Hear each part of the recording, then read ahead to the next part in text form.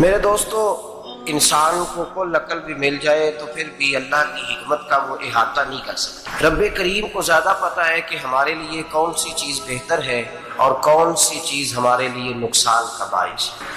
اللہ تبارک و تعالی کی حکمت یہ چاہتی ہے کہ میرے بندے پریشان نہ ہو۔ رب یہ چاہتا ہے کہ میرے بندے کسی جگہ پہ بھی دقت اور پریشانی کا شکار نہ ہو۔ تو اللہ تبارک و تعالی نے راہ اعتدال اختیار کرنے کا حکم ارشاد فرمایا کہ تم اعتدال کے رستوں پہ چلو، معتدل زندگی گزارو، افراط و تفریط سے بچو۔ آج جس معاشرے میں ہم وقت گزار رہے ہیں، اس معاشرے میں ہم اس بات کو سمجھنے سے قاصر ہیں کہ اصل ہمارا مسئلہ کیا ہے، ہمارا اصل جو مسئلہ ہے اس کی شناخت ہمیں کیسے ہوگی اور ہم پھر اس تک رسائی کس انداز میں حاصل کر پائیں گے۔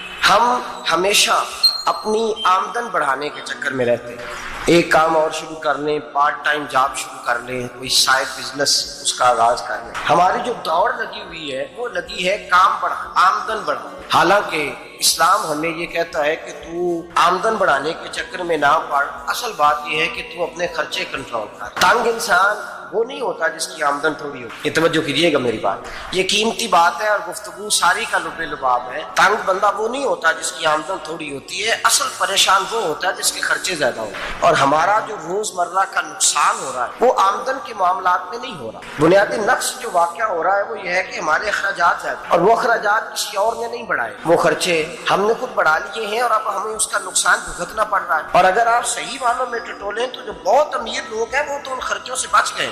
میں نے بہت سارے ایسے ختمات میں شرکت کی ہے، میں بہت ساری ایسی جگہوں پہ گیا ہوں کہ جہاں لوگوں نے بڑا مختصر سا ختم دلایا ہے تو ہو گیا ہے ختم۔ ختم کے معاملے میں کب کسی نے پابندی لگائی ہے کہ اس میں 200 آدمی شریک ہوگا تو تب یہ سالے ثواب صحیح ہو سکے گا؟ کون کہتا ہے؟ یا شادی کے موقع پر اگر سارے بہن بھائیوں کو نہ بلایا گیا تو میری شادی پایا تکمیل تک نہیں پہنچے گی، اس میں برکت نہیں ہوگی؟ یہ کس نے فتویٰ دیا ہے؟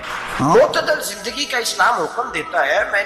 میں پڑھ رہا تھا کہ ایک بہت بڑا صدر ہے، غالباً سوڈان کے صدر کی بات ہو رہی تھی، تو اپنے بیٹے کی بارات لے کے گیا تو 4 لوگ گئے ہیں بارات، اور 15 لوگوں کا اس نے اہتمام کیا اپنے گھر میں کھانا کھانے کا۔ تو کیا شادی ہو گئی کہ رک گئی؟ راگ الاپتا اس بات کا کہ بڑی پریشانی ہے کہ سائڈ بزنس شروع کیا جائے فلان جگہ فلان جگہ فلان جگہ۔ تو اصل معاملہ یہ ہے کہ پہلے ایک بندہ کماتا ہے تو پھر بھی گھر ہی چلتا ہے، پھر بڑا بیٹا ساتھ شامل ہوتا ہے تو پھر بھی گھر ہی چلتا ہے، پھر منجلا بیٹا شامل ہوتا ہے تو پھر بھی گھر ہی چلتا ہے۔ جو رونا دادا جی رویا کرتے تھے کہ بڑی مصیبت ہے، بڑی مشکل ہے، گاؤں میں رہ اکیلے ہوتے تھے اور وہ 5 بچوں کو اور 4 بچیوں کو وہ پالتے تھے، تو جو وہاں پریشانی تھی وہی آج پریشانی شہر میں آ کر پڑھ لکھ کر موٹی تنخواہ لے کر وہی پریشانی ہمیں ہے۔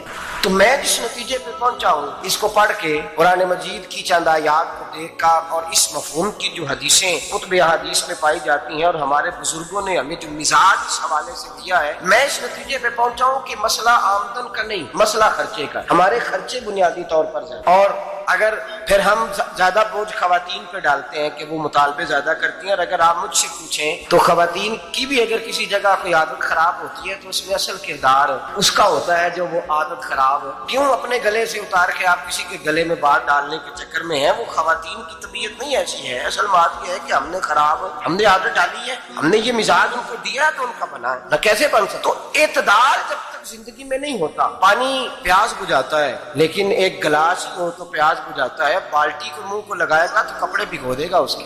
حالانکہ پانی بری چیز کا نام ہے، نعمت ہے نا بہت بڑی اللہ، لیکن پیالے میں اچھا لگتا ہے۔ کوئی مٹکا منہ کو لگائے گا تو تانگ ہو، پیالہ ہی بہتر ہے اس کے لیے۔ میرے دوست، مٹکے سے بھی بعض اوقات کام چل جاتا ہے، لیکن اگر کوئی کہے نہیں مجھے دریا ہی چاہیے تو اس کا تو گھر بہ جائے گا صاحب، گھر بہ جائے گا۔ ہمیں دریا قابو کرنے کا مور بنایا ہوا ہے تو اس سے گھر بہا کرتے ہیں، اس سے گھر بنا نہیں کرتے۔ گھر پیالے سے پانی پینے سے بنتا ہے، اگر تو دریا میں قبضہ کرنے کا مور بنائے گا تو گھر بنے گا نہیں، گھر بہ جائے گا۔ آگ نہ ہو تو کھانا پک نہیں سکتا، لیکن ہلکی آنچ سے کھانا پکتا ہے، اور اگر آنچ تیز کر دی جائے۔ جی قرینے قیاس بات کر رہا ہوں، میں عقل سے ماورا نہیں کر، قرینے قیاس سمجھانے کے لیے مثالیں دے رہا ہوں۔ ہلکی آنچ پہ کھانا پک جاتا ہے، اور آگ تیز ہو تو کھانا جل جاتا ہے۔ کھانا اتنی دیر کھانے کے قابل رہتا ہے جب تک وہ ہلکی آنچ پہ پکتا ہے۔ تو جتنی مرضی تو کہتا ہے نہیں میرا گزارے نہیں، آگ تیز ہونی چاہیے، تو میاں جل جائے گا، جل جائے گا۔ ہوا نہ ملے تو سانس نہیں آتی، ٹھیک ہے، آکسیجن نہ ہو تو سانس ہے، ہوا نہ چلے تو گزارا نہیں ہوتا، لیکن اگر تیز چلے نا،